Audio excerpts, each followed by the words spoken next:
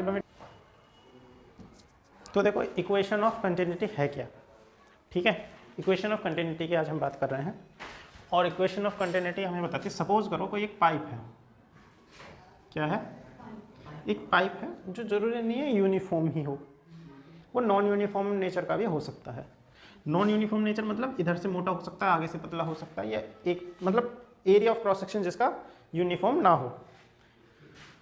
तो आगे जाके हमने कहा ये नैरो हो गया,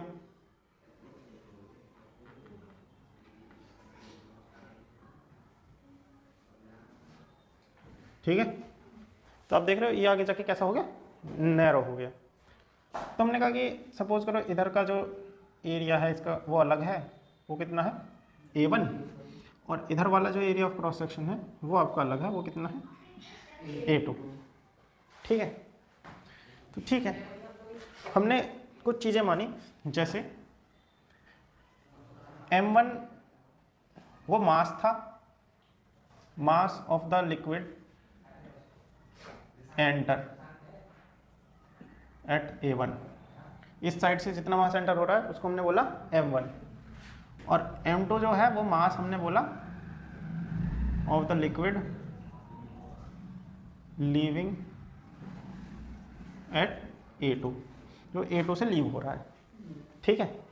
और रो हमने मानी density, rho is the density of fluid.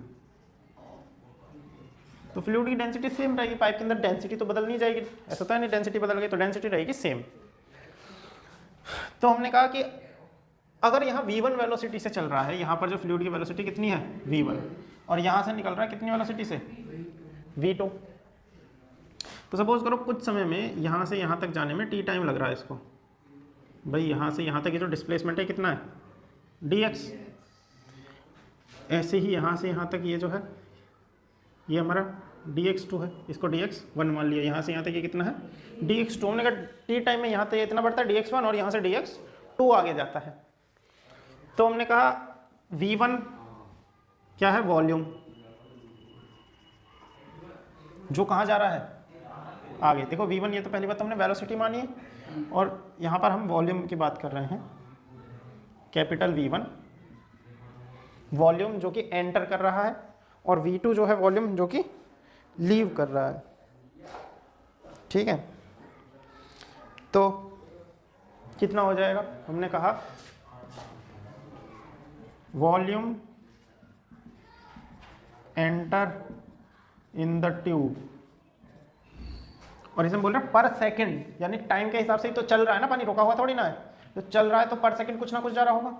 तो हमने कहा कितना वॉल्यूम पर सेकंड एंटर कर रहा है, तो volume enter in the tube पर सेकंड, यहां पर कितना होगा एरिया A1 इंटू dx, भाई एरिया इंटू लेंथ वॉल्यूम होती है, तो dx ही तो आगे बढ़ा, तो dx1 अपॉन dt, इतना ही हुआ। और ये एरिया क्या है हमारा A1, और dx1 अपॉन dt को हम लिख सकते हैं वेलोसिटी भी, वेलोसिटी क्या डिस्प्लेसमेंट अपॉन टाइम, तो इतने टाइम में इतना ही तो डिस्प्लेसमेंट हुआ, तो ये हम लिख सकते हैं A1 V1, A1 V1, इतना वॉल्यूम एंटर कर रहा है ट्यूब में पर सेकंड। तो लीव कितना कर रहा है, वॉल्यूम लीविंग द पर सेकंड A2 V2, ये भी तो नहीं हो जाएगा, सही है। अब इक्वेशन ऑफ द कंटिन्यूटी में हमारा क्या होता है कि जितना वॉल्यूम एंटर कर रहा है उतना ही हमारा क्या हो जाएगा, लीव कर रहा है। लेकिन हम सीधा सीधा वॉल्यूम नहीं कह सकते ना, हमें क्या लेना पड़ेगा, भाई जितना मास एंटर करा उतना ही जा रहा है, मास तो कम नहीं हो जाता, ना ही मास ज़्यादा हो जाता। तो हमने कहा अगर मास की बात करें, mass of the liquid enter जितना करेगा बराबर होगा मास के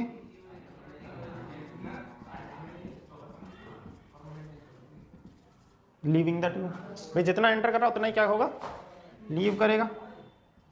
अब मास क्या होता है, वॉल्यूम इनटू डेंसिटी, तो पहले इसमें जितना एंटर कर रहा है तो क्या होगा, वॉल्यूम जो एंटर कर रहा है कितना होगा A1 V1 into rho, is equal to leave कितना कर रहा है, वॉल्यूम कितना लीव कर रहा है, volume A2 V2 into rho, रो से रो कैंसिल, क्या बचेगा A1 V1 is equal to A2 V2, और इससे हम लिख सकते हैं A1 upon A2 is equal to V2 upon V1।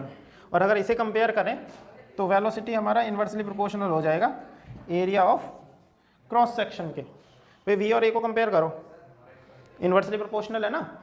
इससे क्या समझ में आता है कि अगर किसी पाइप की एरिया कम होता है तो वेलोसिटी बढ़ जाती है। तो जब हम गाड़ी साफ़ करवाने जाते हैं और वो आगे नोजल से धार लगा के मारता है, बहुत तेज़ प्रेशर से पानी निकलता है, एक्चुअली वो प्रेशर नहीं है, वेलोसिटी है। समझ गए?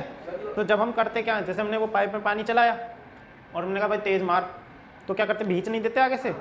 तो जब भींच रहे हैं तो एरिया कैसा हो रहा है, कम। अब क्योंकि उसको तो इतना ही निकलना ना पानी को, मास तो पर सेकंड उतना ही पास होगा, तो उसकी वेलोसिटी बढ़ा देता है। तो तेज़ वेलोसिटी से पानी हम निकलता है, और हम क्या कहते हैं, हाई प्रेशर से निकल रहा है। वो हाई प्रेशर से नहीं निकल रहा, वो हाई वेलोसिटी से निकल रहा है। ठीक है, तो यही था इक्वेशन ऑफ कंटिन्यूटी। कर दे बंद।